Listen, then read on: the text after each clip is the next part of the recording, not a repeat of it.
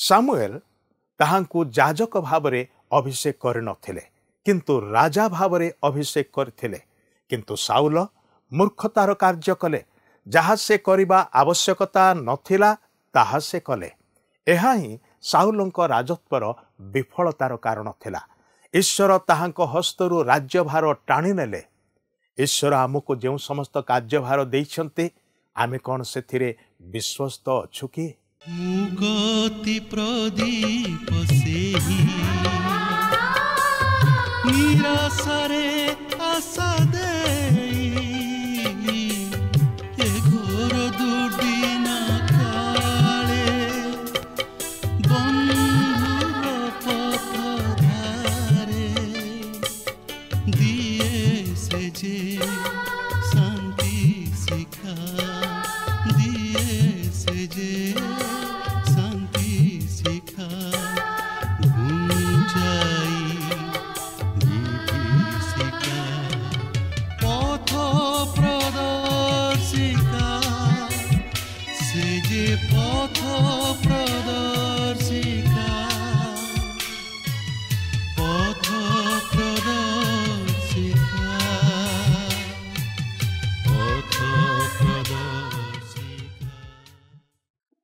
दर्शक बंधु नमस्कार। प्रभु जीशु ख्रीष्टंकर पवित्र नाम रे आपण को पथ प्रदर्शिका कार्यक्रम को स्वागत करुअछि। आपण केमिति अछंती? मोर विश्वास प्रभुंकर दया प्रचुर अनुग्रह आपणक जीवन रे अछि। आपण एवं आपणकर परिवार निश्चय भलरे थिबे। नियमित भाव रे एही कार्यक्रम देखिबा द्वारा आपण आत्मिक भाव रे वृद्धि पाउछंती एवं अनेक शिक्षा लाभ करुछंती। सेति पय आम माने आनंदित, कारण से उद्देश्य रे ही एही कार्यक्रम को जारी रखा जायछि। आपण मानक मध्यरु अनेक आम मानक सहित जोगाजोग करिसंती, सेमानकर सुचिंतित मतामत जणाइछंती, पुणी निजर साक्ष्य मध्य आम मानकु जणाई अछंती। जदि ए पर्यंत आपण आम सहित जोगाजोग करि नाहांती, टीवी स्क्रीन रे जो नंबरटा देखुछंती सही नंबर रे आम सहित आज ही जोगाजोग करंतु। आपणकर मतामत दियंतु, किछि प्रार्थनार अनुरोध अछि ताहा मध्य जणांतु। आपणक पय आम माने प्रार्थना करिबा। प्रिय बंधु, आमे आजिर अध्ययन रे एक कथा देखिबा को पारिबा जे सामुएल समग्र इस्राएल लोकमान को एकत्र करछंती और सेमानक सम्मुख रे इस्राएलिय मानकर इतिहास को उपस्थापन करछंती। परमेश्वर किपरि इस्राएलिय लोकमान को मिस्र देशर बंधन रु मुक्त करिके आनिले, सेमानकर दासत्व अवस्थारु सेमानकु उद्धार कले। ईश्वर सेमानकर प्रार्थनार उत्तर देले। सेमानकु मिस्र देशरु बाहर करी सेमानकर निमंते सेमानकर पूर्वपुरुष मानकर निकटरे जो देश को प्रतिज्ञात भाव में देइथिले से प्रतिज्ञात देश आड़क सेमानकु कढ़ाई नेले। किंतु ईश्वरंकर लोक माने सदा प्रभु परमेश्वर को भूली गले और अन्य देवदेवी मानकर पछरे गले। फल सदा प्रभु सेमानक विरुद्ध रे अन्य देशीय लोकमान को आनिले। सामुएल एही लोकमान को बारंबार परामर्श देउछंती और अनुतापर सहित प्रभुंक निकट को फेरी आसीबा पाए सेमान को कहउछंती। सामुएल कहिले, सदा प्रभु को भय कर और ताहांकर आज्ञा पालन कर। आमे ईश्वरंकर विश्वस्तता प्रति भरोसा करिबा को हबो, तेबे ईश्वरंकर आशीर्वाद आम जीवन रे आम माने पाई परिबा। आज ए विषय नै कि पुंखानुपुंख भाव रे आलोचना करिबा, किंतु आलोचना को जिबा पूर्वरु गोटे भक्तिमूलक गीत सुनिबा। प्रभुंकर कथाटी को नीति कही जाओ, नीति कही जाओ।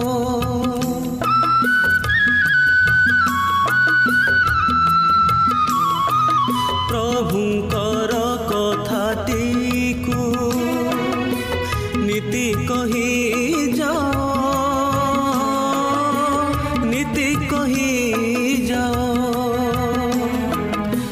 सारो पथरे भूली निजकु न हो जाओ, निजकु न हो जाओ। सुसमाचार बीज नीति बुणी जाओ। प्रभु जीशुंकर जहा संतो ସଜନକ ତାହା ଅନୁସନ୍ଧାନ କର ଅନୁସନ୍ଧାନ କର ତାହା ଅନୁସନ୍ଧାନ କର। ଆସନ୍ତୁ ବର୍ତ୍ତମାନ ଆମେ ପ୍ରଭୁଙ୍କର ବାକ୍ୟ ମଧ୍ୟକୁ ଯିବା। ଆଜି ଆମେ ପ୍ରଥମ ସାମୁଏଲ ପୁସ୍ତକର 12 ପର୍ବର 6 ପଦରୁ ଆରମ୍ଭ କରି 13 ପର୍ବର 23 ପଦ ପର୍ଯ୍ୟନ୍ତ ଅଧ୍ୟୟନ କରିବା ନିମନ୍ତେ ଯିବା। ଏଠାରେ ମୁଁ ଆପଣଙ୍କୁ ସ୍ମରଣ କରାଇ ଦିଏ ଯେ ଗତ ପାଠରେ ଆମେ ଦେଖିଥିଲୁ ସାମୁଏଲଙ୍କ ଠାରୁ କ୍ଷମତା କିପରି ସାଉଲଙ୍କ ନିକଟକୁ ହସ୍ତାନ୍ତରିତ ହେଲା, ଆଉ ସେହି ବିଷୟ ଆଜି ମଧ୍ୟ ଆମେ ଅଧ୍ୟୟନ କରିବା ନିମନ୍ତେ ଯିବା। ତେବେ ଏହି 12 ପର୍ବର 6 ପଦରୁ 12 ପଦ ମଧ୍ୟରେ ସାମୁଏଲ ସେମାନଙ୍କର ଅତୀତର ଇତିହାସକୁ ସେମାନଙ୍କ ନିକଟରେ ଆଣି ଉପସ୍ଥାପିତ କରନ୍ତି, ଯେପରି ସେମାନେ ଈଶ୍ୱରଙ୍କୁ ଭୁଲି ନ ଯାଆନ୍ତି, ମାତ୍ର ତାହାଙ୍କର ନିକଟବର୍ତ୍ତୀ ହୋଇ ତାହାଙ୍କର ସେବା କରନ୍ତି। ତେବେ ମୁଁ ଏହାକୁ ଆଉ ବ୍ୟାଖ୍ୟା କରିବାକୁ ଯାଉନାହିଁ, କାରଣ ଏଥିପୂର୍ବରୁ ଆମେ ଏହି ସମସ୍ତ ବିଷୟ ଅଧ୍ୟୟନ କରି ଆଲୋଚନା କରିସାରିଛୁ। ତେବେ 12 ପର୍ବର 13 ପଦରେ ଏହିପରି ଲେଖା ଅଛି, ଏହେତୁ ତୁମେମାନେ ଯାହାକୁ ମନୋନୀତ କଲ ଓ ତୁମେମାନେ ଯାହା ପାଇଁ ପ୍ରାର୍ଥନା କଲ, ତୁମମାନଙ୍କର ସେହି ରାଜାଙ୍କୁ ଏବେ ଦେଖ। ଦେଖ, ସଦାପ୍ରଭୁ ତୁମମାନଙ୍କ ଉପରେ ଏକ ରାଜା ନିଯୁକ୍ତ କଲେ। ଏଠାରେ ସାମୁଏଲ ସ୍ପଷ୍ଟ କରିଦିଅନ୍ତି ଯେ ସାଉଲ ଲୋକମାନଙ୍କ ପସନ୍ଦ ଅନୁଯାୟୀ ରାଜା ହେଲେ, ମାତ୍ର ଈଶ୍ୱରଙ୍କର ପସନ୍ଦ ଅନୁଯାୟୀ ନୁହେଁ। ଅନେକ ସମୟରେ ଲୋକମାନେ ମତ ଦିଅନ୍ତି ଯେ ବହୁ ଲୋକଙ୍କ ହୃଦୟରେ ଯାହା ଜାଗ୍ରତ ହୁଏ ତାହା ଈଶ୍ୱର ବାଣୀ, କିନ୍ତୁ ପବିତ୍ର ବାଇବଲ ଏହି ଉକ୍ତିକୁ ଖଣ୍ଡନ କରେ। ଅଳ୍ପ ଲୋକ ଯଦି ଈଶ୍ୱରଙ୍କ ଇଚ୍ଛା ଅନୁଯାୟୀ କାର୍ଯ୍ୟ କରିଥାନ୍ତି, ତାହେଲେ ତାହା ଈଶ୍ୱରଙ୍କ ଦ୍ୱାରା ଗୃହୀତ ହୋଇଥାଏ। ପ୍ରଭୁ ସଂଖ୍ୟାଗରିଷ୍ଠତା ଦେଖନ୍ତି ନାହିଁ, ମାତ୍ର ମନୁଷ୍ୟ ଦେଖେ। ସେଥିପାଇଁ ପ୍ରଭୁ ଯୀଶୁ ମଧ୍ୟ କହନ୍ତି, ଯେଉଁଠାରେ 2 କି 3 ଜଣ ମୋହର ନାମରେ ଏକତ୍ରିତ ହୁଅନ୍ତି, ସେହି ସ୍ଥାନରେ ମୁଁ ବିଦ୍ୟମାନ। ଲୋକମାନେ ସାଉଲଙ୍କୁ ରାଜା ରୂପେ ଚାହୁଁଥିଲେ, ମାତ୍ର ଈଶ୍ୱର ଦାଉଦଙ୍କୁ ଚାହୁଁଥିଲେ, ଆଉ ଏହି ଦାଉଦ ଇସ୍ରାଏଲର ଦ୍ୱିତୀୟ ରାଜା ହେଲେ, ଯାହାକି ଆମେ ପରେ ପାଠ କଲେ ଜାଣିପାରିବା। ଦେଖନ୍ତୁ, ଈଶ୍ୱରଙ୍କ ଓ ମନୁଷ୍ୟର ପସନ୍ଦ ମଧ୍ୟରେ କେତେ ଭିନ୍ନତା, କାରଣ ମନୁଷ୍ୟ ବାହ୍ୟ ରୂପ ଦେଖେ, ମାତ୍ର ସଦାପ୍ରଭୁ ଅନ୍ତଃକରଣ ଦେଖନ୍ତି। ଏହାପରେ 12 ପର୍ବର 14 ପଦରେ ଆମେ ଦେଖୁ ଯେ ସାଉଲ ଲୋକମାନଙ୍କର ପସନ୍ଦ ଅନୁଯାୟୀ ରାଜା ହୋଇଥିବାରୁ ଯେ ସଦାପ୍ରଭୁ ସାଉଲଙ୍କୁ ଅଗ୍ରାହ୍ୟ କରିବେ ତାହା ନୁହେଁ, ସେ ସାଉଲଙ୍କୁ ଅଗ୍ରାହ୍ୟ କରିନଥିଲେ, ଈଶ୍ୱର ତାହାଙ୍କୁ ମଧ୍ୟ ସୁଯୋଗ ପ୍ରଦାନ କରିଥିଲେ। କିନ୍ତୁ ସାମୁଏଲ ଏଠାରେ ସ୍ମରଣ କରାଇ ଦିଅନ୍ତି ଯେ ପ୍ରତ୍ୟେକ ଈଶ୍ୱରଙ୍କର ବଶୀଭୂତ ହୋଇ ରହିବା ଆବଶ୍ୟକ। ଏହାପରେ 12 ପର୍ବର 15 ପଦରେ ସାମୁଏଲ କହିବାକୁ ଚାହାନ୍ତି ଯେ ଯଦି ଇସ୍ରାଏଲ ସନ୍ତାନଗଣ ଈଶ୍ୱରଙ୍କର ବାଧ୍ୟ ହୋଇ ତାହାଙ୍କର ସେବା କରିବେ, ତାହେଲେ ସେ ସେମାନଙ୍କୁ ଆଶୀର୍ବାଦ କରିବେ। ଯଦି ସେମାନେ ତାହାଙ୍କର ସେବା ନ କରନ୍ତି, ତାହେଲେ ବିଚାରିତ ହେବେ। ଏହାପରେ 12 ପର୍ବର 16 ପଦରୁ 18 ପଦ ମଧ୍ୟରେ ଆମେ ଦେଖୁ ଯେ ସାମୁଏଲ ପ୍ରକୃତରେ ଈଶ୍ୱରଙ୍କ ଦ୍ୱାରା ମନୋନୀତ ଭବିଷ୍ୟତ ବକ୍ତା ଥିଲେ। ଏଲିୟଙ୍କ ପ୍ରାର୍ଥନା ଦ୍ୱାରା ଯେ ମେଘଗର୍ଜନ ଓ ବୃଷ୍ଟି ହେଲା ତାହା ନୁହେଁ। ସାମୁଏଲ ହେଉଛନ୍ତି ପ୍ରଥମ ବ୍ୟକ୍ତି ଯିଏକି ମେଘଗର୍ଜନ ଓ ବୃଷ୍ଟି ନିମନ୍ତେ ଈଶ୍ୱରଙ୍କ ନିକଟରେ ପ୍ରାର୍ଥନା କରିବା ଦ୍ୱାରା ସେହିପରି ଘଟିଥିଲା, ଏବଂ ଏଥିରୁ ପ୍ରମାଣିତ ହେଲା ଯେ ସାଉଲଙ୍କୁ ରାଜା କରିବା ନିମନ୍ତେ ଈଶ୍ୱରଙ୍କର ଅଭିମତ ନଥିଲା, ମାତ୍ର ଏହା ମନୁଷ୍ୟ ଆଡ଼ୁ ଘଟିଥିଲା। ତଥାପି ଈଶ୍ୱର ସାଉଲଙ୍କୁ ରାଜା ହେବା ନିମନ୍ତେ ଅଗ୍ରାହ୍ୟ କରିନଥିଲେ, ମାତ୍ର ତାହାଙ୍କର ଜୀବନର ପରିବର୍ତ୍ତନ ନିମନ୍ତେ ମଧ୍ୟ ତାହାଙ୍କୁ ସୁଯୋଗ ଦେଇଥିଲେ। ଏହାପରେ 12 ପର୍ବର 19 ପଦରେ ଆମେ ଦେଖୁ ଯେ ସେମାନେ ରାଜା ମାଗି ପାପ କଲେ। ଅନ୍ୟ ବିଜାତୀୟମାନଙ୍କ ପରି ସେମାନେ ଜଣେ ରାଜାଙ୍କୁ ମାଗିବା ଦ୍ୱାରା ସେମାନେ ଈଶ୍ୱରଙ୍କୁ ରାଜା ରୂପେ ଗ୍ରହଣ କରିବା ନିମନ୍ତେ ଅଗ୍ରାହ୍ୟ କଲେ। ଏହାପରେ 12 ପର୍ବର 20 ପଦରେ ଆମେ ଦେଖୁ ଯେ ସାମୁଏଲ ସେମାନଙ୍କୁ ସାନ୍ତ୍ୱନା ଦେବାକୁ ଯାଇ ସେମାନଙ୍କୁ କହନ୍ତି, ତୁମେମାନେ ଯାହା କରିଅଛ ସେଥି ନିମନ୍ତେ ଅନୁତାପ କରି ସାରିଅଛ, କିନ୍ତୁ ତୁମେମାନେ ପୁନର୍ବାର ଯେପରି ଈଶ୍ୱରଙ୍କଠାରୁ ବିମୁଖ ନ ହୋଇ ତାହାଙ୍କର ସେବା କରିବାକୁ ପାର, ଏଥି ନିମନ୍ତେ ଯତ୍ନବାନ ହୁଅ। ସେପରି ଭୁଲ ଆଉ କର ନାହିଁ। ପ୍ରିୟ ବନ୍ଧୁ, ଆପଣ ଆପଣଙ୍କର ପଛ ଜୀବନରେ ଘଟିଥିବା ସମସ୍ତ ପାପକୁ ସ୍ମରଣ କରି ଆପଣଙ୍କର ଜୀବନକୁ ନଷ୍ଟ କରନ୍ତୁ ନାହିଁ। ମାତ୍ର ଯଦି ଆପଣ ପ୍ରଭୁ ଯୀଶୁଖ୍ରୀଷ୍ଟଙ୍କର ନିକଟବର୍ତ୍ତୀ ହୋଇ ତାହାଙ୍କଠାରେ ନିଜର ପାପ ସବୁ ସ୍ୱୀକାର କରନ୍ତି, ତାହେଲେ ସେ ଆପଣଙ୍କୁ କ୍ଷମା ଦେବେ ଓ ସେ ଅନନ୍ତ ଜୀବନର ପଥରେ କଢ଼ାଇ ନେବେ। ଈଶ୍ୱର ଆପଣଙ୍କୁ ଆଶୀର୍ବାଦ କରିବେ। ତେଣୁ ଯାହା ଘଟିଯାଇଛି ତହି ନିମନ୍ତେ ଚିନ୍ତା କରି ହତାଶ ହୁଅନ୍ତୁ ନାହିଁ, ମାତ୍ର ଖ୍ରୀଷ୍ଟଙ୍କ ନିକଟବର୍ତ୍ତୀ ହୋଇ ତାହାଙ୍କଠାରେ ସେହିସବୁ ସ୍ୱୀକାର କରି ପାପରୁ ଉଦ୍ଧାର ପାଇ ସେହି ନୂତନ ଜୀବନରେ ଏକ ନୂତନ ସ୍ୱାଦ ଉପଲବ୍ଧି କରନ୍ତୁ। ଏହାପରେ 12 ପର୍ବର 21 ପଦରେ ଆମେ ଦେଖୁ ଲେଖା ଅଛି, ପୁଣି ତୁମେମାନେ ବିପଥଗାମୀ ନ ହୁଅ, ଯଦି ହୁଅ ତେବେ ତୁମେମାନେ ଅବସ୍ତୁ ସକଳର ଅନୁଗାମୀ ହେବ। ସେମାନେ ଉପକାର କି ରକ୍ଷା କରିବାକୁ ଅସମର୍ଥ, ଯେହେତୁ ସେମାନେ ଅବସ୍ତୁ ଅବସ୍ତୁ ଯାହା ଅବସ୍ତୁ, ମାତ୍ର ଈଶ୍ୱର ହେଉଛନ୍ତି ସର୍ବଶକ୍ତିମାନ, ସର୍ବବ୍ୟାପୀ ଓ ସର୍ବପରାକ୍ରମୀ। ତାଙ୍କର ପ୍ରେମ ଅନୁଗ୍ରହ ସେ ପ୍ରଭୁ ଯୀଶୁଙ୍କ ମାଧ୍ୟମରେ ଏହି ଜଗତ ପ୍ରତି ପ୍ରକାଶ କରିଅଛନ୍ତି। ସେହି ପ୍ରଭୁ ଯୀଶୁ ଏକମାତ୍ର ଜଗତର ଉଦ୍ଧାରକର୍ତ୍ତା, ଯାହାଙ୍କୁ ଧରିଲେ ଆମେ ବିଫଳ ହେବା ନାହିଁ, ମାତ୍ର ସଫଳତାର ପଥରେ ଅଗ୍ରସର ହେବା। 12 ପର୍ବର 22 ପଦରେ ଲେଖା ଅଛି, ସଦାପ୍ରଭୁ ଆପଣା ମହାନାମ ସକାଶୁ ଆପଣା ଲୋକମାନଙ୍କୁ ତ୍ୟାଗ କରିବେ ନାହିଁ, କାରଣ ତୁମମାନଙ୍କୁ ଆପଣା ଲୋକ କରିବା ପାଇଁ ସଦାପ୍ରଭୁ ସନ୍ତୁଷ୍ଟ ହୋଇଅଛନ୍ତି। ଏହି ପଦଟି ଅତି ଚମତ୍କାର ପଦ। ଆପଣ କ'ଣ ସେହି ପ୍ରଭୁ ଯୀଶୁଙ୍କ ନାମ ମୁଖରେ ନେଇଛନ୍ତି? ସେ କ'ଣ ଆପଣଙ୍କର ଉଦ୍ଧାରକର୍ତ୍ତା ଅଟନ୍ତି? ଆପଣ ଯଦି ତାହାଙ୍କୁ ଗ୍ରହଣ କରିଛନ୍ତି, ତାହେଲେ ସେ ଆପଣଙ୍କୁ କେବେ ହେଲେ ପରିତ୍ୟାଗ କରିବେ ନାହିଁ। ଏହାପରେ 12 ପର୍ବର 23ରୁ 25 ପଦରେ ଆମେ ଲକ୍ଷ୍ୟ କରୁ ଯେ ପ୍ରାର୍ଥନା ହେଉଛି ଶକ୍ତି। ପ୍ରାର୍ଥନାଶୀଳ ଜୀବନ ପାପ ଉପରେ ଜୟ ପ୍ରଦାନ କରେ। ପ୍ରାର୍ଥନାର ଅଭାବରେ ମନୁଷ୍ୟ ପାପରେ ପତିତ ହୁଏ। ଇସ୍ରାଏଲ ଯେପରି ପତିତ ନ ହୁଅନ୍ତି, ଏଥି ନିମନ୍ତେ ସାମୁଏଲ ପ୍ରାର୍ଥନା କରୁଥିଲେ। ଆଜି ଆମେ ଆମର ପରିବାର, ସମାଜ, ମଣ୍ଡଳୀ ତଥା ଦେଶ ନିମନ୍ତେ କ'ଣ ପ୍ରାର୍ଥନା କରୁଛୁ କି?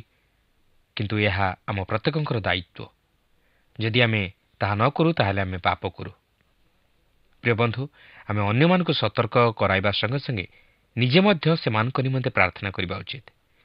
କାରଣ ଧାର୍ମିକର ପ୍ରାର୍ଥନା ଅନେକ କାର୍ଯ୍ୟ ସାଧନ କରିପାରେ ବୋଲି ପବିତ୍ର ବାଇବେଲ ପ୍ରକାଶ କରେ। ତେଣୁ ଆମେ ନିଜେ ନିଜ ନିମନ୍ତେ ପ୍ରାର୍ଥନା କରିବା ସହିତ ଅନ୍ୟମାନଙ୍କ ନିମନ୍ତେ ମଧ୍ୟ ପ୍ରାର୍ଥନା କରିବା ଉଚିତ। ତେବେ ଏହି 13 ପର୍ବରେ ଆମେ ସାଉଲ କିପରି ଈଶ୍ୱରଙ୍କର ବିଦ୍ରୋହାଚରଣ କଲେ ତାହା ଲକ୍ଷ୍ୟ କରିବାକୁ ଯିବା। ବର୍ତ୍ତମାନ ଆମେ ସାଉଲଙ୍କର ପ୍ରକୃତ ସ୍ୱଭାବ ଧୀରେ ଧୀରେ ପ୍ରକାଶିତ ହେବାର ଲକ୍ଷ୍ୟ କରିବାକୁ ଯିବା। ତାଙ୍କ ପୁତ୍ର ଜୋନାଥନ ମିକ୍ମସ୍ ଯୁଦ୍ଧରେ ବିଜୟୀ ହେଲେ, କିନ୍ତୁ ସାଉଲ ତାହା ଜୟ କରିଅଛନ୍ତି ବୋଲି କହି ସମସ୍ତ ଗୌରବ ନେବାକୁ ଚାହିଁଲେ।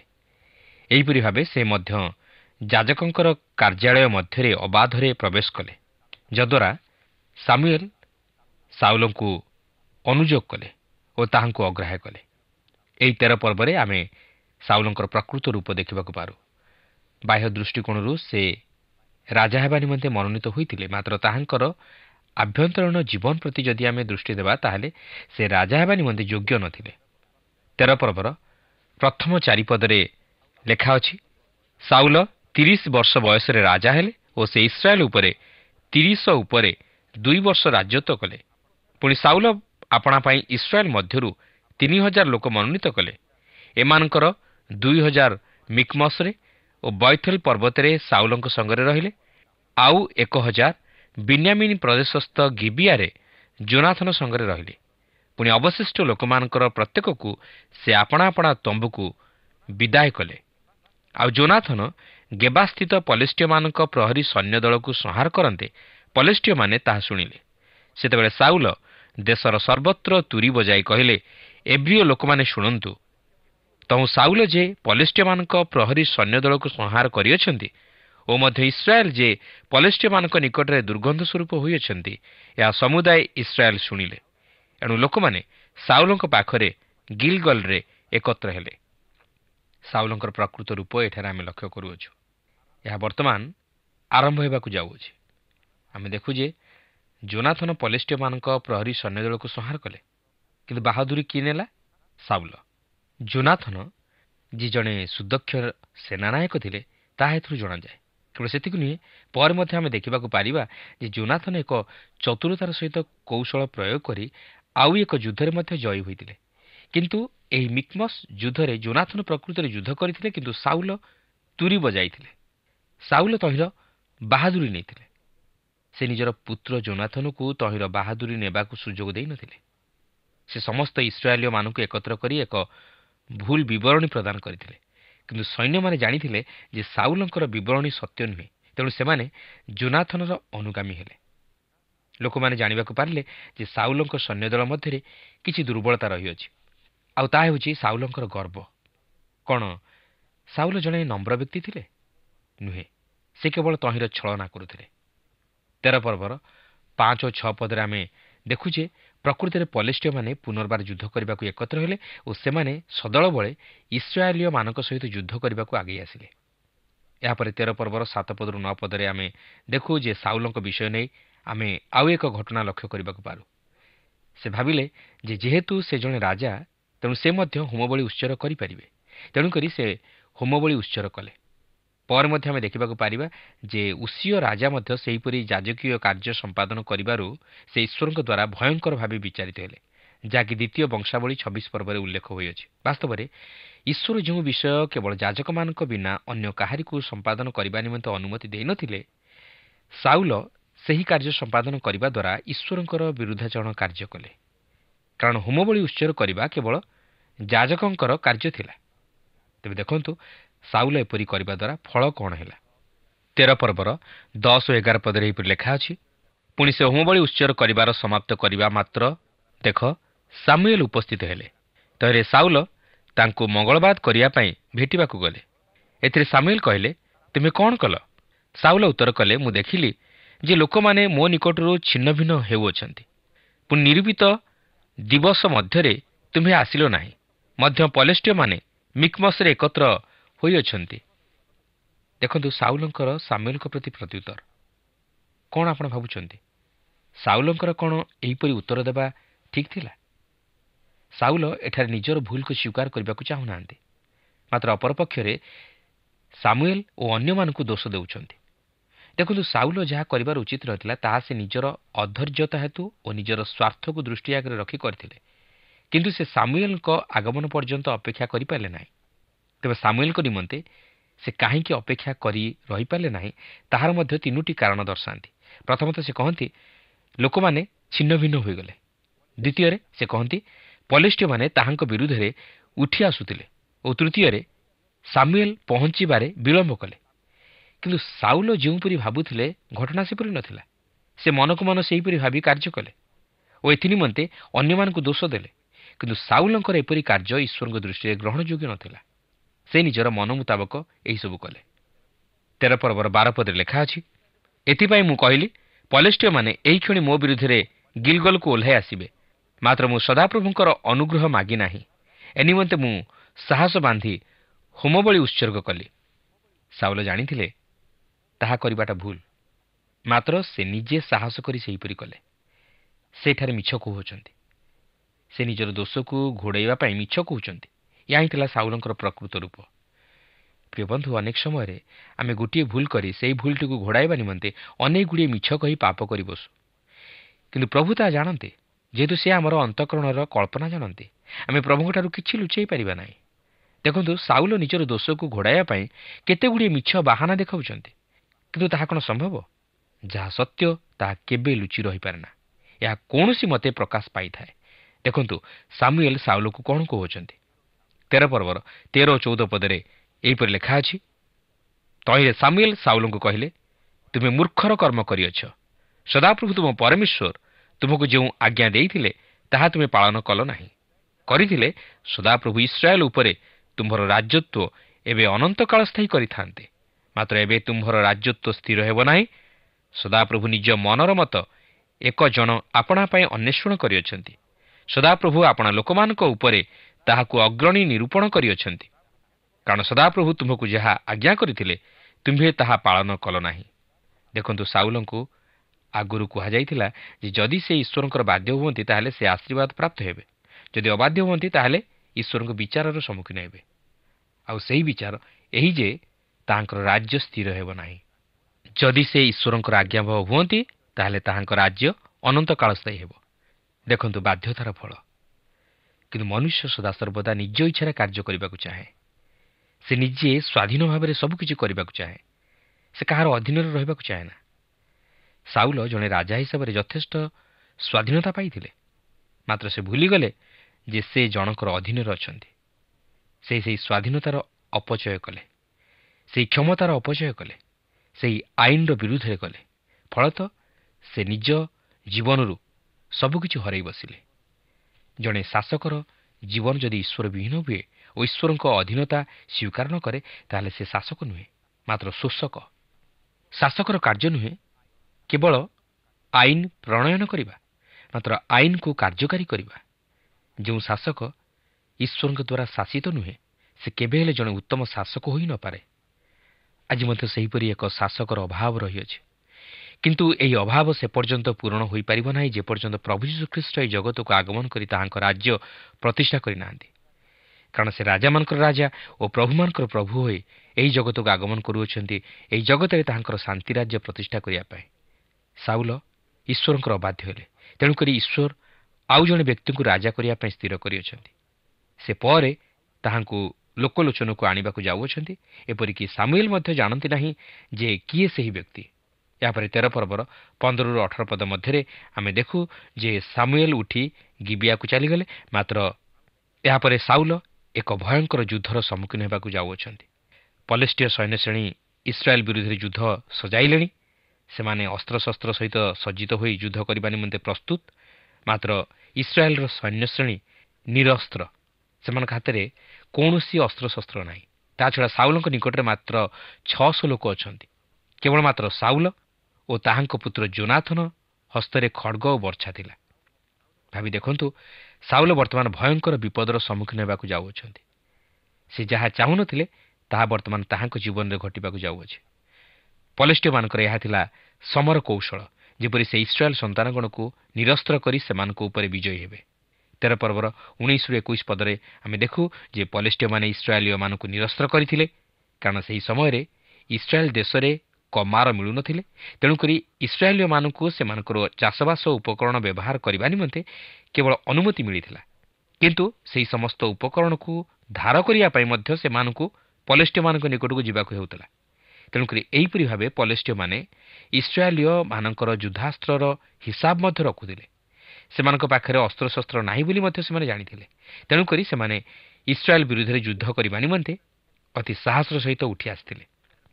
13 ପର୍ବର 22 ଓ 23 ପଦରେ ଆମେ ଦେଖୁ ଯେ କେବଳ 2 ଜଣଙ୍କ ହସ୍ତରେ ଯୁଦ୍ଧାସ୍ତ୍ର ଥିଲା। ସେମାନେ 2 ଜଣ ଥିଲେ ସାଉଲ ଓ ତାହାଙ୍କର ପୁତ୍ର ଯୋନାଥନ। ଆଉ ମୁଁ ଭାବୁଛି ଅନ୍ୟ ସମସ୍ତଙ୍କ ହସ୍ତରେ ବୋଧହୁଏ ସେହି ଦାନ୍ଥଡ଼ା, ଫାଳ, ଛୁରୀ, କୁରାଢ଼ୀ ଓ କୋଡ଼ି ପ୍ରଭୃତି ଥିବ। ଆଉ ଏହି ସମସ୍ତ ଧରି ସେମାନେ ପଲେଷ୍ଟିୟମାନଙ୍କ ବିରୁଦ୍ଧରେ ଯୁଦ୍ଧ କରିବା ନିମନ୍ତେ ପ୍ରସ୍ତୁତ ହୋଇଥିଲେ। ତେବେ ସେ ଯାଉନା କାହିଁକି, ଇସ୍ରାଏଲ ପକ୍ଷରୁ ଯୋନାଥନ ଯେ ସେମାନଙ୍କ ବିରୁଦ୍ଧରେ ଯାଇ ଯୁଦ୍ଧ କରି ସେମାନଙ୍କୁ ପରାସ୍ତ କଲେ, ତାହା ଆମେ ପରବର୍ତ୍ତୀ କାର୍ଯ୍ୟକ୍ରମରେ ଅଧ୍ୟୟନ କରି ଆଲୋଚନା କରିବାକୁ ଯିବା। କିନ୍ତୁ ଏଇଠାରେ ଆମେ 13 ପର୍ବଟି ସମ୍ପୂର୍ଣ୍ଣ ଅଧ୍ୟୟନ କରି ସମାପ୍ତ କଲୁ। ମାତ୍ର ଏଠାରେ ଆମେ ସାଉଲଙ୍କର ବାସ୍ତବ ରୂପ ଲକ୍ଷ୍ୟ କରିବାକୁ ପାରିଲୁ। ପୂର୍ବରୁ ଯଦିଓ ତାହାଙ୍କର ପ୍ରକୃତ ସ୍ୱଭାବ ଜଣାପଡ଼ୁନଥିଲା, ମାତ୍ର ପରେ ପରେ ଆମେ ତାହାଙ୍କର ହୃଦୟର ବାସ୍ତବ ଚିନ୍ତାଧାରାକୁ ଜାଣିବାକୁ ପାରୁଛୁ ଯେ ସେ ପ୍ରକୃତିରେ ସରଳ ନଥିଲେ। ସେ ବହୁତ ଚତୁରତାର ସହିତ କାର୍ଯ୍ୟ କରୁଥିଲେ। ସେ ଈଶ୍ୱରଙ୍କର ବିଦ୍ରୋହାଚରଣ କଲେ। ଈଶ୍ୱର ଯେଉଁ ହୋମବଳି ଯାଜକମାନଙ୍କ ବିନା ଅନ୍ୟ କେହି ଉତ୍ସର୍ଗ କରିପାରିବେ ନାହିଁ ବୋଲି କହିଥିଲେ, ସାଉଲ ତାହା ଖଣ୍ଡନ କଲେ। ତଥାପି ସେ ନିଜର ଭୁଲ ସ୍ୱୀକାର କଲେ ନାହିଁ। ମାତ୍ର ଅପରପକ୍ଷରେ ମିଥ୍ୟା କହି ତାହା ଘୋଡ଼ାଇବାକୁ ଚେଷ୍ଟା କଲେ ଓ ଅନ୍ୟମାନଙ୍କ ଉପରେ ଦୋଷ ଢାଳିଲେ। ସେ ନିଜର ଭୁଲ ନିମନ୍ତେ ଅନୁତାପ ମଧ୍ୟ କରୁନାହାନ୍ତି, ମାତ୍ର ଆହୁରି ପାପ ଉପରେ ପାପ କରି ଚାଲିଲେ। ସେ ଈଶ୍ୱରଙ୍କ ଅବାଧ୍ୟ ହେବାରୁ ତାହାଙ୍କଠାରୁ ମଧ୍ୟ ସେହି ରାଜପଦ ଛଡ଼ାଇ ନିଆଗଲା, ଯାହାକି ଆମେ ପରେ ଦେଖିବାକୁ ପାରିବା। ପ୍ରିୟ ବନ୍ଧୁ, ଆମେ ଈଶ୍ୱରଙ୍କ ଅବାଧ୍ୟ ହେବା ଦ୍ୱାରା ତାହାଙ୍କର ଆଶୀର୍ବାଦରୁ ବଞ୍ଚିତ ହେଉ, ଜୀବନରେ ବିଫଳତାର ସମ୍ମୁଖୀନ ହେଉ। ଈଶ୍ୱର ଆମ ସପକ୍ଷରେ ଆଉ ନଥାନ୍ତି, ମାତ୍ର ସେ ଆମ ବିପକ୍ଷରେ ରହି କାର୍ଯ୍ୟ କରନ୍ତି। ଫଳତଃ ଆମେ ଶତ୍ରୁ ସମ୍ମୁଖରେ ଲଜ୍ଜିତ ହେଉ, ଅପମାନିତ ହେଉ, ମନୁଷ୍ୟମାନଙ୍କ ଦୃଷ୍ଟିରେ ଘୃଣାର ପାତ୍ର ହେଉ। ଆମେ ଜୀବନରେ କୌଣସି କାର୍ଯ୍ୟରେ ସଫଳତା ହାସଲ କରିପାରୁନା। ଯେଉଁ ଡାଳ ଧରୁ ସେହି ଡାଳ ଛିଡ଼ିଯାଏ। ଯେଉଁ କାର୍ଯ୍ୟ କରୁ ତହିଁରେ ଈଶ୍ୱରଙ୍କର ଆଶୀର୍ବାଦ ନଥାଏ। ଆମ ଜୀବନରେ ସମସ୍ୟା ଘେରି ଆସେ। ସାଉଲଙ୍କ ଜୀବନରେ ତାହା ହିଁ ଘଟିଲା। ସେ ଶତ୍ରୁର ସମ୍ମୁଖୀନ ହେଲେ, ଅଶାନ୍ତିକର ପରିସ୍ଥିତି ମଧ୍ୟରେ ଜୀବନ ଅତିବାହିତ କଲେ। ଶତ୍ରୁର ଭୟ ତାହାଙ୍କର ମନକୁ ବିଚଳିତ କରିବାରେ ଲାଗିଲା, କାରଣ ସେ ଈଶ୍ୱରଙ୍କ ଉପରେ ନିର୍ଭର ନ କରି ଓ ଈଶ୍ୱରଙ୍କର ସହାୟତା ନ ଲୋଡ଼ି ସମସ୍ତ କାର୍ଯ୍ୟ କରିବାକୁ ଚାହିଁଥିଲେ। ସେ ନିଜକୁ ନିଜେ ଠିକ୍ କରୁଛନ୍ତି ବୋଲି ଭାବିଲେ। ଈଶ୍ୱରଙ୍କ ବାକ୍ୟକୁ ତୁଚ୍ଛ ଜ୍ଞାନ କଲେ। ଫଳରେ ସେ ନିଜେ ନିଜ ପାଇଁ ଖାତ ଖୋଳିଲେ ଓ ଈଶ୍ୱରଙ୍କ ଆଶୀର୍ବାଦରୁ ବଞ୍ଚିତ ହେଲେ। ପ୍ରିୟ ବନ୍ଧୁ, ଯେଉଁ ମନୁଷ୍ୟ ନିଜ ଜ୍ଞାନରେ ଓ ଚିନ୍ତାଧାରାରେ ପରିଚାଳିତ ହୋଇ କାର୍ଯ୍ୟ କରେ, ମାତ୍ର ଈଶ୍ୱରଙ୍କର ସହାୟତା ନ ଲୋଡ଼େ, ସେହି ମନୁଷ୍ୟ କେବେ ହେଲେ ତାହାର ଜୀବନରେ ସଫଳତା ଲାଭ କରିପାରେ ନାହିଁ। ଓ ଯେଉଁ ମନୁଷ୍ୟ ନିଜର ପାପ ନିମନ୍ତେ ଅନୁତାପ ନ କରି ସେହି ପାପକୁ ଘୋଡ଼ାଇବାକୁ ଯାଇ ଗୋଟିକ ପରେ ଗୋଟିଏ ପାପ କରେ, ସେହି ମନୁଷ୍ୟ କେବେ କ୍ଷମା ପାଏ ନାହିଁ। ଶେଷରେ ବିନଷ୍ଟ ହୁଏ ଓ ତାହାର ଜୀବନ ନରକଗାମୀ ହୁଏ। ପ୍ରିୟ ବନ୍ଧୁ, ଆପଣ ଯଦି ପାପ କରିଛନ୍ତି, ତାହେଲେ ଭୟ କରନ୍ତୁ ନାହିଁ, ମାତ୍ର ତହି ନିମନ୍ତେ ଅନୁତାପ କରି ତାହା ପ୍ରଭୁ ଯୀଶୁଖ୍ରୀଷ୍ଟଙ୍କଠାରେ ସ୍ୱୀକାର କରନ୍ତୁ। ତାହେଲେ ଆପଣ ପାପରୁ ଉଦ୍ଧାର ପାଇବା ସଙ୍ଗେ ସଙ୍ଗେ ଜୀବନରେ ଶାନ୍ତି ପାଇବେ। ମାତ୍ର ଆପଣ ଯଦି ତାହାକୁ ଘୋଡ଼ାଇବାକୁ ଚାହାନ୍ତି ତାହେଲେ ଅଧିକରୁ ଅଧିକ ପାପ କରି ବସିବେ ଓ ଶେଷରେ ଆପଣଙ୍କର ଜୀବନ ବିନଷ୍ଟ ହେବ। ଈଶ୍ୱର ମଧ୍ୟ ତାହା ଚାହାନ୍ତି ନାହିଁ ଯେ ଆପଣ ପାପରେ ବିନଷ୍ଟ ହୁଅନ୍ତୁ, ମାତ୍ର ସେ ଆପଣଙ୍କୁ ଉଦ୍ଧାର କରିବା ପାଇଁ ଚାହାନ୍ତି, ଯେହେତୁ ସେ ଆପଣଙ୍କ ନିମନ୍ତେ ସେହି ଉଦ୍ଧାରର ପଥ ପ୍ରସ୍ତୁତ କରିଅଛନ୍ତି। ସେ ଚାହାନ୍ତି ଆପଣଙ୍କର ମନ ପରିବର୍ତ୍ତନ, ଯେପରି ଆପଣ ସେହି ପାପ ପଥରୁ ଫେରିଆସି ପ୍ରଭୁ ଯୀଶୁଖ୍ରୀଷ୍ଟଙ୍କଠାରେ କ୍ଷମା ମାଗି ପାପରୁ ଉଦ୍ଧାରପ୍ରାପ୍ତ ହୋଇ ଅନନ୍ତ ଜୀବନର ଅଧିକାରୀ ହୁଅନ୍ତୁ। ତେଣୁକରି ସେହି ପ୍ରଭୁ ଯୀଶୁଖ୍ରୀଷ୍ଟଙ୍କ ମାଧ୍ୟମରେ ସେ ଆମମାନଙ୍କ ନିମନ୍ତେ ଏକ ଉପାୟ ପ୍ରସ୍ତୁତ କରି ରଖିଅଛନ୍ତି। କାରଣ ସେ ଜାଣନ୍ତି ଆମେ ଦୁର୍ବଳ ମନୁଷ୍ୟ, କିନ୍ତୁ ସେ ଚାହାନ୍ତି ଆମେ ଯେପରି ସେହି ଖ୍ରୀଷ୍ଟଙ୍କ ନିକଟକୁ ଫେରିଆସି ତାହାଙ୍କ ନିକଟରେ ନିଜର ସମସ୍ତ ପାପ ସ୍ୱୀକାର କରି ପାପରୁ ଉଦ୍ଧାର ପାଇ ପୁନର୍ବାର ଈଶ୍ୱରଙ୍କ ସହ ସହଭାଗିତା ସ୍ଥାପନ କରୁ। ତେଣୁ ସୁଯୋଗ ଥାଉଁ ଥାଉଁ ସୁଯୋଗର ସଦ୍ବ୍ୟବହାର କରୁ। ପ୍ରଭୁ ଆମ ପ୍ରତ୍ୟେକଙ୍କୁ ଏହି ସଂକ୍ଷିପ୍ତ ଆଲୋଚନା ମଧ୍ୟ ଦେଇ ଆଶୀର୍ବାଦ କରନ୍ତୁ। ପ୍ରିୟ ବନ୍ଧୁ, ଆଶା କରେ ଆଜିର ଅଧ୍ୟୟନଟି ଆପଣଙ୍କ ପାଇଁ ବେଶ୍ ଲାଭଦାୟକ ହୋଇଛି, ଆତ୍ମିକ ଭାବରେ ଉତ୍ସାହ ପ୍ରଦାନ କରିଅଛି। ଆପଣ ନିଶ୍ଚିତ ରୂପେ ଉପକୃତ ହୋଇଛନ୍ତି, ଏହା ମୁଁ ବିଶ୍ୱାସ କରେ। ଆମେ ଆଜି ଲକ୍ଷ୍ୟ କଲୁ ଯେ ସାଉଲ ବ୍ୟବସ୍ଥା ବିରୁଦ୍ଧରେ କାର୍ଯ୍ୟ କଲେ। ପରମେଶ୍ୱର ଯାହା କହିଥିଲେ ନ କରିବା ପାଇଁ ତାହା ସେ କରୁଅଛନ୍ତି। ସାମୁଏଲ ତାହାଙ୍କୁ ଯାଜକ ଭାବରେ ଅଭିଷେକ କରିନଥିଲେ, ସେ ଇସ୍ରାଏଲର ରାଜା ଭାବରେ ତାହାଙ୍କୁ ଅଭିଷେକ କରିଥିଲେ। କିନ୍ତୁ ସାଉଲ ମୂର୍ଖତାର କାର୍ଯ୍ୟ କଲେ।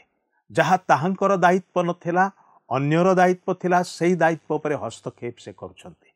ଯାହା ସେ କରିବା ଆବଶ୍ୟକତା ନଥିଲା ତାହା ହିଁ ସେ କରୁଛନ୍ତି। ଏହା ହିଁ ସାଉଲଙ୍କର ରାଜତ୍ୱର ବିଫଳତାର କାରଣ ଥିଲା। ଈଶ୍ୱର ତାହାଙ୍କ ହସ୍ତରୁ ରାଜ୍ୟଭାର ଟାଣିନେଲେ।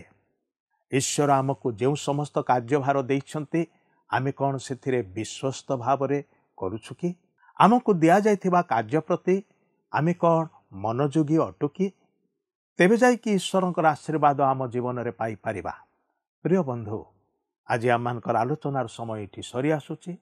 ପରବର୍ତ୍ତୀ କାର୍ଯ୍ୟକ୍ରମରେ ପୁଣି ଏହି ପ୍ରସଙ୍ଗରେ ଆପଣଙ୍କ ସହିତ ଦେଖାହେବ। ଆଜି ପାଇଁ ବିଦାୟ ଦିଅନ୍ତୁ, କିନ୍ତୁ ବିଦାୟ ନେବା ପୂର୍ବରୁ ଆସନ୍ତୁ ପ୍ରଭୁଙ୍କ ନିକଟକୁ ଯିବା, ପ୍ରାର୍ଥନା କରିବା। ପ୍ରିୟ ପ୍ରଭୁ, ତୁମେ ଆମମାନଙ୍କୁ ବିଭିନ୍ନ ଆହ୍ୱାନରେ ଆହ୍ୱାନ କରିଅଛ। ଆମମାନଙ୍କୁ ନିର୍ଦ୍ଦିଷ୍ଟ କାର୍ଯ୍ୟଭାର ସବୁ ଦେଇଛ, ପରିବାର ମଧ୍ୟରେ, ଗୃହରେ, ସମାଜରେ, ମଣ୍ଡଳୀ ମଧ୍ୟରେ, ଦେଶରେ, ରାଜ୍ୟରେ। ହେ ପ୍ରେମ ପ୍ରଭୁ, ଯାହା ଯାହା ଦାୟିତ୍ୱ ଆମମାନଙ୍କୁ ଦେଇଛ, ସେ କାର୍ଯ୍ୟଭାରକୁ ସୁଚାରୁ ରୂପେ ବିଶ୍ୱସ୍ତ ଭାବରେ ଏବଂ ତୁମକୁ ଭୟ କରି ତୁମଠାରେ ସମର୍ପିତ ହୋଇ ତୁମର ଶକ୍ତି ବଳରେ କରିବା ପାଇଁ ସାହାଯ୍ୟ କର। ଅନେକ ସମୟରେ ଆମମାନେ ଏଥିରେ ବିଫଳ ହେଇଛୁ ପ୍ରଭୁ। ଆମମାନଙ୍କର ବିଫଳତା ସକାଶେ ଆମମାନେ କ୍ଷମା ମାଗୁଛୁ। ତୁମେ ଆମମାନଙ୍କୁ ତୁମର ଆତ୍ମାଙ୍କ ଦ୍ୱାରା ସାହାଯ୍ୟ କରି ଆମମାନଙ୍କୁ କଢ଼େଇ ନିଅ, ବ୍ୟବହାର କର। ଏହି ସମସ୍ତ ପ୍ରାର୍ଥନା ନିବେଦନ ପରିତ୍ରାଣକର୍ତ୍ତା ପ୍ରଭୁ ଯୀଶୁଖ୍ରୀଷ୍ଟଙ୍କ ନାମରେ ଉତ୍ସର୍ଗ କରୁଅଛୁ। ଆମେନ୍। ବହୁତ ବହୁତ ଧନ୍ୟବାଦ। ପ୍ରଭୁ ଆପଣଙ୍କୁ ଆଶୀର୍ବାଦ କରନ୍ତୁ। প্রিয় বন্ধু, আশা করু আপনার আম পথ প্রদর্শিকা কার্যক্রম নিশ্চয় ভাল লাগিথিব। যদি ভাল লাগিছি তাহলে আমকু 044490812996 নম্বর রে নিশ্চয় গোটিয়ে মিসড কল দেবে। আপনক মিসড কল আম নিমন্তে অতি বহুমূল্য। মু আনন্দর সহ জনাউছি যে প্রত্যেক মিসড কল দাতাঙ্ক মধ্যরু সপ্তাহ শেষরে যে অধিক মিসড কল দেইথিবে তাঙ্কু মনোনীত করাଯିବ ଓ পুরস্কৃত করাଯିବ। ସେହି ଦର୍ଶକ ବନ୍ଧୁଙ୍କ ନାମ ଓ ଫଟୋ ଆମ କାର୍ଯ୍ୟକ୍ରମ ଶେଷରେ ଦେଖାଯିବ। ଗତ ସପ୍ତାହର ବିଜୟ ଦର୍ଶକ ବନ୍ଧୁ ହେଲେ ଢେଙ୍କାନାଳରୁ ନିହାରିକା ବାରିକ ଓ ପରିବାର। ପ୍ରାର୍ଥନା ଓ ଅଧିକ ଜାଣିବା ନିମନ୍ତେ ଫୋନରେ ଆମ ସହ ଯୋଗାଯୋଗ କରିପାରିବେ। ଆମ ଟେଲିଫୋନ ନମ୍ବର ହେଲା 9777221415 ଆଉ ଆମ ଠିକଣା ଟିଭି ସ୍କ୍ରିନରେ ଦିଆଯାଇଅଛି। ଧନ୍ୟବାଦ।